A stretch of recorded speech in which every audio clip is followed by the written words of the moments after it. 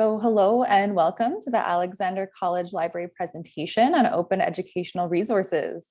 My name is Caitlin. I'm the Alexander College Vancouver campus librarian, and my colleague here is Janelle, and she is the Alexander College Burnaby campus librarian.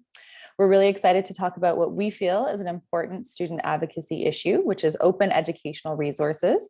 So without further ado, we're going to get into it. So I'd like to start by acknowledging that today we are connecting from Alexander College, which is located on the traditional, ancestral, and unceded territory of the Coast Salish peoples, including the territories of the Musqueam, Squamish, and Tsleil-Waututh nations. We're grateful to have the opportunity to live and work in this territory. We'd also just like to take a moment to invite anyone who wants to reflect on the land that they're connecting from today. If you'd like, you're welcome to share on whose land you're joining us from in the feedback comments on the Sketch platform. So open educational resources are a big topic, and we're going to try and do our best to make sure that by the end, all of us can define what an open educational resource is, discuss the benefits of open educational resources for students, faculty, and school administration, explore next steps that private colleges and universities can take in supporting the creation and adoption of open access resources, and know where to start locating these open resources. Okay, so what are OERs? So OER stands for Open Educational Resource. Open educational resources are teaching, learning, and research resources. They're resources that are either in the public domain or are released under an open license, meaning that these resources are free to use and in a lot of cases adapt. Open educational resources are therefore free of a lot of the legal or financial barriers that we might see with other traditional forms of resources, and they can make content more readily accessible for both students and faculty. Many different types of materials can be considered an OER. Most common open educational materials are textbooks and course readings, but when searching for open educational resources, one can also find course materials like videos, images, audio, or entire courses or course modules. So one unique thing about open educational resources is that they not only provide free access to the resource itself, but in a lot of cases, they allow for the 5 R's of openness. These 5 features of many open resources allow for a lot of flexibility in the use of these kinds of resources. This is really different from a lot of traditional copyright models where often vendors would prohibit the use of materials in these ways. So what are the 5 R's? There is the idea of being able to retain one's work. So it gives individuals the right to make, own, or control copies of the content. There's this idea of reusing, which gives individuals the right to use the content in a range of ways. And the idea of revising, which gives people the right to adapt or modify the content itself. There's also the idea of remixing, which gives individuals the right to combine original content with revised content. And then most excitingly for me, at least, is the idea of redistribution, which gives individuals the right to share copies of the original content or of revised or remixed content with others. The move to virtual teaching has had profound impacts on multiple services offered by all universities and colleges, including student access to course textbooks. The inequities faced by a lot of our students have really been laid bare over the past 20 months. Barriers to textbook access have included things like cost, vendor supply for international students, and disruptions to local mailing services, just to name a few. Traditionally, university and college libraries had liaised internally with faculty and the bookstore in order to provide students with textbook copies available to borrow. The necessity of closing library spaces and implementing virtual, asynchronous, or distance education has profoundly disrupted this traditional student support system. The pandemic has also created an environment where distance, asynchronous, or virtual education will likely be offered with much higher frequency, even at such a time when students are able to be physically back on campus. Private institutions will need to be able to pivot to meet the needs of this changed student demographic, which will involve providing alternative or maybe more accessible textbook options for students, as we're seeing with a lot of frequency currently in the public sector. So as you might be able to guess, the free and flexible nature of open educational resources provides big benefits for both students and faculty. We can start with the most dramatic or maybe obvious benefit that we see for students, which is that these are free resources.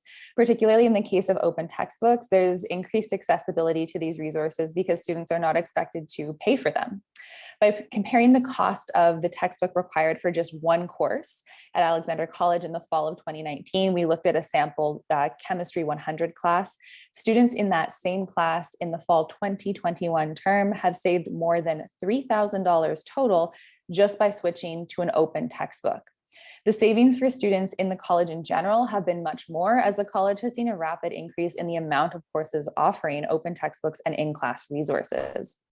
So the saving for Alexander College students is of course quite significant, and it helps not only our current students, but also prospective students who might be looking for less expensive post-secondary educational experiences.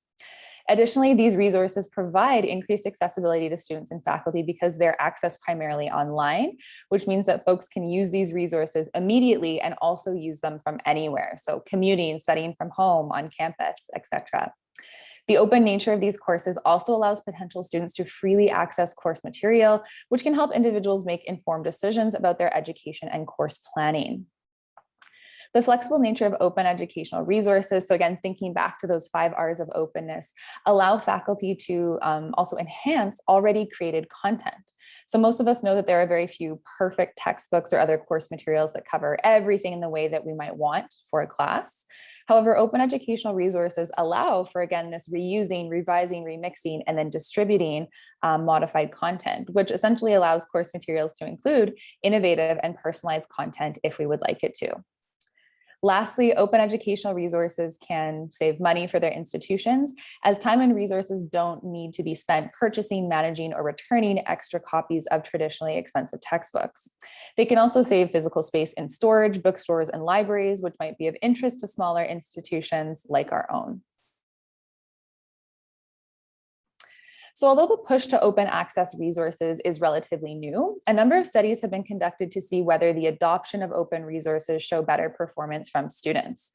The research on this has shown that students enrolled in courses using open textbooks often perform better than students in classes using traditional textbooks. Performance has been measured in a variety of ways, but these studies have shown that frequently students using open resources have things like higher test scores or higher grades overall, have higher course completion rates, and in one study were actually enrolled in more credits.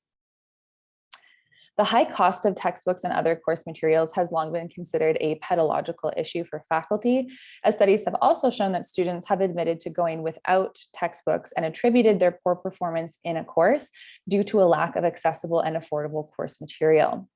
Studies have shown that easy access to course materials, such as open educational resources, which are frequently, as we mentioned, both free and digital, can improve metrics like grades and course completion rates when compared to students using traditional resources. Additionally, a recent study done on an open textbook project also interviewed faculty for their observations. Faculty noted that students using open textbooks were better prepared for class, presumably because students have easy access to the material and are therefore actually reading it. And also noted that students were more involved in classes because they could access the course materials from anywhere, which included from their phones during lectures. So what did Alexander College Library do specifically to help promote open educational resources? So I think the library would be remiss if we did not first acknowledge that the impressive shift towards open educational resources at Alexander College was due to the context of a global pandemic affecting an international student community, and due to the hard work and care of Alexander College's faculty to try and connect our students with the necessary resources. That being said, the library worked on a number of initiatives in order to encourage and support the adoption of open educational resources in classrooms. So one of the initiatives, which the library is currently updating, was a guide created in the spring 2020 term, which provided faculty with some basic information on using alternative, i.e. not print, course texts. A large portion of this guide was dedicated to open educational resources and included information like definitions and benefits of open educational resources, some information on how OER copyright works. For example, we gave details about Creative Commons licensing, and of course, a list of open repositories for faculty to begin searching for resources in their own classes.